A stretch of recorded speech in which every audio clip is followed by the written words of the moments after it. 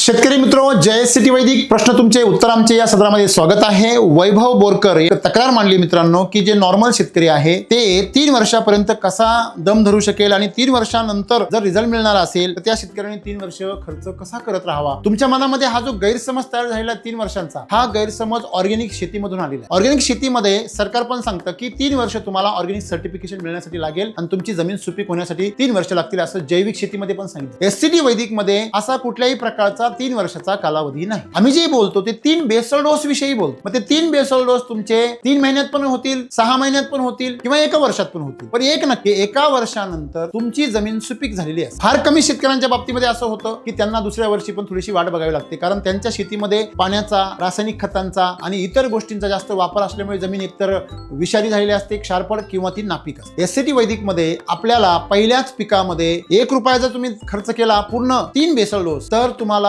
त्या ठिकाणी 3 रुपये खात्रीशीर मिळतात। म्हणजे तुम्ही जर 10,000 खर्च केले तर 30,000 मिळतात, 1 लाख खर्च केले तर 3 लाख रुपये मिळतात। असा कुठलाच शेतकरी नाहीये की त्याला 3 वर्ष वाट बघायला लागलेली, असं आजपर्यंतच्या इतिहासात घडलेलं नाही। 3 वर्ष जर एखाद्या शेतकऱ्याने जर वापर केला तर आम्ही असं पण सांगतो की 3 वर्षानंतर त्याला विक्रमी उत्पन्न मिळेल। त्याने अपेक्षा बी करू शकत नाही, त्याने कधी कल्पना पण केली नसेल अशा प्रकारचं विक्रमी उत्पन्न, कोणी विश्वास ठेवणार नाही अशा प्रकारचं उत्पन्न त्याला 3 वर्षानंतर मिळू शकतं, हा आमचा दावा आहे। परंतु रिझल्टच्या बाबतीमध्ये म्हणाल तर तुम्हाला पहिल्याच बेसल डोस मध्ये सुद्धा रिझल्ट येतो, परंतु आम्ही त्या शेतकऱ्यांना अपेक्षा लावत नाही, कारण आम्हाला माहिती आहे की जमिनी आता शेतकऱ्यांच्या नापीक झालेली आहे, वातावरण खराब आहे आणि अशा परिस्थितीमध्ये तुम्हाला जमीन सशक्त करणं गरजेचं आहे। म्हणून आम्ही शेतकऱ्यांना आग्रह करतो की आपण 3 बेसल डोस टाका। आपण 1 एकरला एकच बेसल डोस टाकण्याच्या ऐवजी तुम्ही 10-15 गुंठ्याला 3 बेसल डोस टाका। आमचं म्हणणं असं आहे। याचा अर्थ आम्ही 3 वर्षाची बात करतोय असं नाहीये। कृपया गैरसमज दूर करा। सामान्य शेतकऱ्यांसाठी एससीटी वैदिक शिवाय दुसरा पर्याय श्रीमंत होण्यासाठी नाही, हे मी तुम्हाला खात्रीने सांगतो। धन्यवाद।